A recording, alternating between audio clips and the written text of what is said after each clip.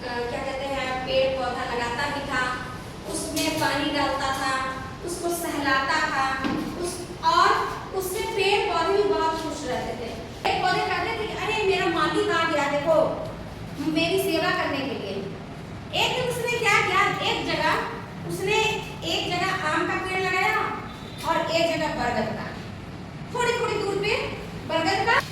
तो उस बूढ़े व्यक्ति ने अपने जहाँ वो रहता था वही बगल में एक आम का पेड़ लगा दिया और एक तरफ बरगद का पेड़ लगा दिया। दोनों में कंपटीशन होने लगा कि मैं पहले बढ़ूं कि मैं पहले बढ़ूं। हुआ क्या कि बरगद का पेड़ बड़ी तेजी से बढ़ने लगा और आम का पेड़ छोटा ही था। और बरगद का पेड़ जो बड़ा हो गया ना तो बहुत खुश था, और आम का पेड़ छोटा था तो वो रोनी सूरत बना के रहता था। वो कहता था, दिन भर छोड़ते शाम में दोनों आपस में बात करते थे। वो आम का पेड़ कहता था, क्या भाई तुम क्यों इतने जल्दी बढ़ रहे हो और मैं इतना का इतना ही हूँ, मैं क्यों नहीं बढ़ रहा हूँ। तो बरगद ने कहा, हौसला रखो, तुम भी बढ़ोगे मेरी तरह। तो फिर भी उसको शांति नहीं मिली आम के पेड़ को। फिर वो कह रहा था कि नहीं, मैं नहीं बढ़ रहा हूँ। और इधर बरगद इतना विशाल होते जा रहा था कि वहाँ पेड़ के नीचे बहुत सारे लोग आकर के छांव में बैठते भी थे। गर्मी के समय में, धूप के समय में आकर के बैठते थे, या किसी प्रकार की गांव में पंचायत होती थी तो बरगद के नीचे आकर के बैठ जाते थे। आम के पेड़ को कोई पूछता नहीं था। आम का पेड़ बेचारा एकदम रोते रहता था, कहता कि मैं कब बढ़ूंगा, मेरे पास कोई नहीं आता है।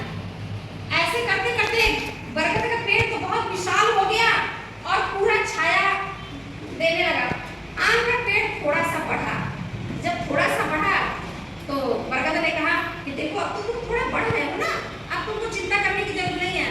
लेकिन आम के पेड़ को फिर भी विश्वास नहीं हो रहा था, नहीं मेरे पास तो कोई आता ही नहीं है, तो मैं कैसे बढ़ाऊं, मैं नहीं बढ़ाऊं। वो बेचारा परेशान रहता था।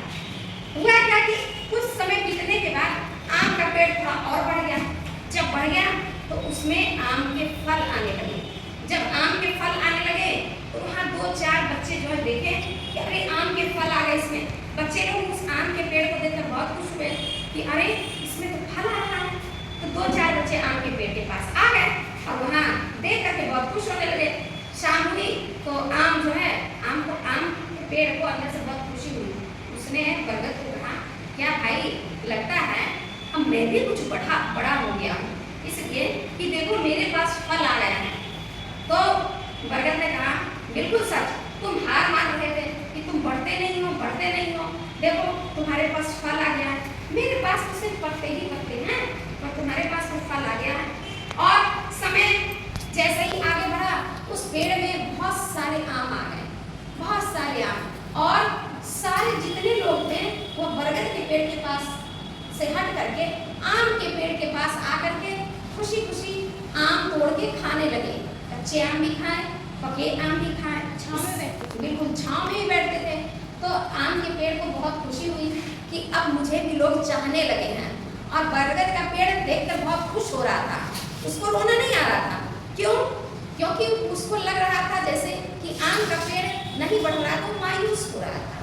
लेकिन जैसे ही उसके पास आम आने लगे सारे लोग उसके पास चले गए, आम के पेड़ के पास। इसीलिए कहा गया है कि समय ऐसा चीज है कि एक ही समय में हर कोई एक जैसा नहीं हो सकता। क्या हो सकता है? हाँ बताओ। हमेशा हार नहीं मानना चाहिए, हौसला रखना चाहिए। बिल्कुल, हमेशा हार नहीं मानना चाहिए। आना चाहिए किसकी तरह? बरगद की पेड़ की तरह। क्या? आम की पेड़ की तरह हौसला नहीं तोड़ना चाहिए। क्या? समय से हर चीज अपने अपने अनुसार होता है। कोई पेड़ बहुत जल्दी बढ़ता है, कोई पेड़ बहुत धीरे बढ़ता है। इसका मतलब ये थोड़ी ना है कि मैं कमजोर हो गया हूँ। ऐसा कभी नहीं करना चाहिए। क्या इस कहानी से क्या सीख मिलती है? बताओ तो प्रत्युष, बोलो जोर से। हार नहीं माननी चाहिए और समय का इंतजार करना चाहिए, वक्त का इंतजार करना चाहिए। ठीक है, चलिए बैठ जाइए एक बार।